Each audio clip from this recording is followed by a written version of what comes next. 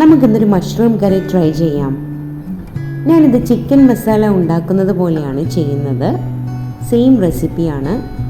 ഈ കൂണിന് ഒരു ചൂയി ടെക്സ്ചറാണുള്ളത്. അതുകൊണ്ട് തന്നെ ഇറച്ചിയൊക്കെ ഉണ്ടാക്കുന്നത് പോലെ ഉണ്ടാക്കുന്നതാണ് നല്ലത്. അപ്പോൾ കൂൺ നന്നായി ഉപ്പുവെള്ളത്തിൽ കഴുകി പിഴിഞ്ഞ് എടുക്കണം.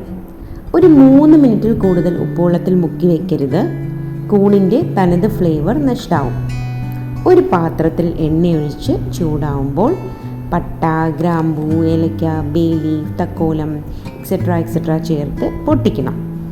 അതിൽ സവാള, ഇഞ്ചി, വെളുത്തുള്ളി, പച്ചമുളക്, കറിവേപ്പില എക്സെട്ര ചേർത്ത് വഴറ്റി മഞ്ഞൾപ്പൊടി, മല്ലിപ്പൊടി, പെരിഞ്ജീരകപ്പൊടി, മസാലപ്പൊടി, കുരുമുളക് പൊടി, മുളക് പൊടി etcetera just like chicken roast recipe കേട്ടോ ചേർത്ത് നന്നായി മൂത്ത് വരുമ്പോൾ തക്കാളി ചേർക്കണമായിരുന്നു, ഞാൻ മറന്നുപോയി കേട്ടോ.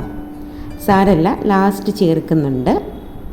അപ്പോൾ ഇതെല്ലാം ചേർത്ത് നന്നായിട്ടൊന്ന് മൂത്ത് വരുമ്പോൾ ഇനി ചെറുതായിട്ട് പിച്ചി വെച്ച കൂണ് ചേർത്തിളക്കി ആവശ്യത്തിന് വെള്ളവും ഉപ്പും ചേർത്ത് ഒരു 7-8 മിനിറ്റെങ്കിലും ലോ ഫ്ലെയിമിൽ വേവിക്കണം.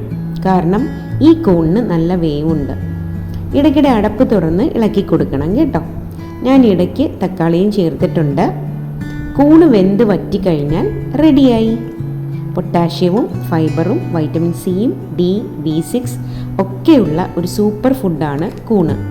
അപ്പോൾ ഇങ്ങനെ ഒന്ന് ട്രൈ ചെയ്ത് നോക്ക് കേട്ടോ. ഇഷ്ടമായെങ്കിൽ സബ്സ്ക്രൈബ് ചെയ്യണേ.